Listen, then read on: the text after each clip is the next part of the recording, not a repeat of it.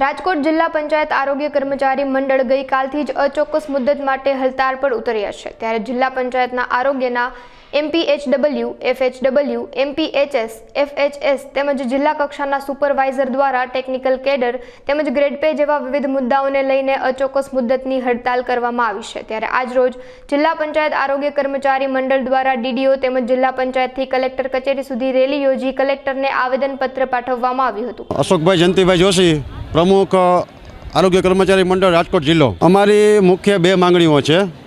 એક તો અમારી કેડરને ટેકનિકલ ગણી અને ગ્રેડ પે વધારવો, અને બીજી માંગણી અમારી ખાતાકીય પરીક્ષા રદ કરવી। ટેકનિકલ મુદ્દો એવો છે કે આપણા રાજ્યમાં જ સૌથી ઓછો ગ્રેડ પે આપણને અમારા આરોગ્ય કર્મચારીને મળે છે। બાકી બધા જ જિલ્લાઓમાં ગ્રેડ પે સૌથી વધારે છે આપણા રાજ્ય કરતાં। અને બીજું જે ખાતાકીય પરીક્ષા છે એ રદ કરવાની છે। અમારા કેડરમાં ખાતાકીય પરીક્ષા હતી જ નહીં। આ છેલ્લા 2 વર્ષથી ખાતાકીય પરીક્ષા દાખલ કરવામાં આવી, જે સદંતર નિર્ણય ખોટો છે। અમારે કંઈ ખાતાકીય પરીક્ષા આપવાની જ પહેલેથી નહોતી, છતાં દાખલ કરવામાં આવી। એ ખાતાકીય પરીક્ષા રદ કરવામાં આવે એવી અમારી માગણી છે।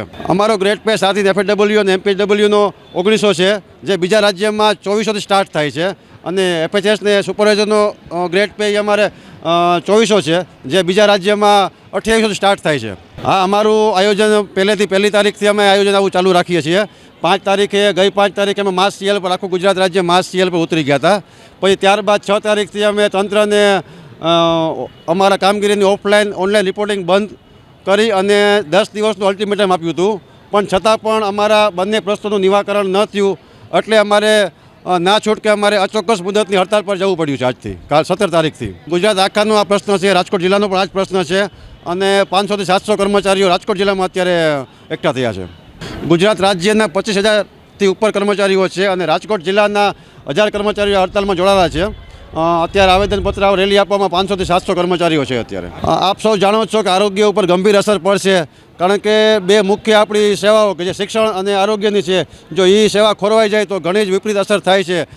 નાના બાળકોને વેક્સિન રસીકરણ કર્યા બંધ થઈ જાય, અમારા કર્મચારીઓ રોગ નાબૂદી માટે જે રોગ અટકાયત પગલાં ભરે છે એ બધું કામગીરી ન થાય, એટલે ઘણી વિપરીત અસર થાય છે। આમાં જિલ્લા આખો છે અને સ્ટેટ આખું છે, એટલે ગ્રામ્ય વિસ્તાર આવી ગયું, શહેર વિસ્તાર આવી ગયું, બધે જ અસર થશે। મારું નામ કાજલ માખેચા છે, મારો હોદ્દો FHW છે, અને અમે લોકો અચોક્કસ મુદતની હડતાલ ઉપર કાલથી 17/3/2025થી ગયેલા છીએ, અને જ્યાં સુધી અમારા ગુજરાત રાજ્ય આરોગ્ય કર્મચારી મહાસંઘનો આદેશ નહીં થાય ત્યાં સુધી અમે લોકો અચોક્કસ મુદતની હડતાલ ઉપર રહેશું।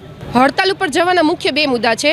પહેલું, ટેકનિકલ પગાર સુધારણા અમને મળે, અને બીજું, ખાતાકીય પરીક્ષામાંથી મુક્તિ મળે અમને। ટેકનિકલ પગાર સુધારણામાં એવું છે કે 2022માં એક કમિટી બેઠી હતી, અને 6/3/2024માં એક ઠરાવ થયેલો હતો, જેની અમલવારી બાકી છે, અને અમે લોકો ટેકનિકલ કામગીરી કરતા આવ્યા છીએ। અમારા MPW ભાઈઓ આભા કાર્ડ ઘરે ઘરે જઈને કાઢીએ છીએ, આયુષ્યમાન કાર્ડ કાઢે છે, અમારી FHW બહેનો BP માપે છે, ડાયાબિટીસ માપે છે, રસીકરણની એન્ટ્રી ટેકોમાં કરે છે। આ બધી જ કામગીરી ટેકનિકલ કામગીરી છે, જેને સરકારે સ્વીકારી અને અમારો આ પ્રશ્ન સ્વીકારીને અમારો હલ કરવો જોઈએ। એટલે અમે ટેકનિકલ કેડર માટેની પગાર સુધારણા બાબતની માંગ કરીએ છીએ।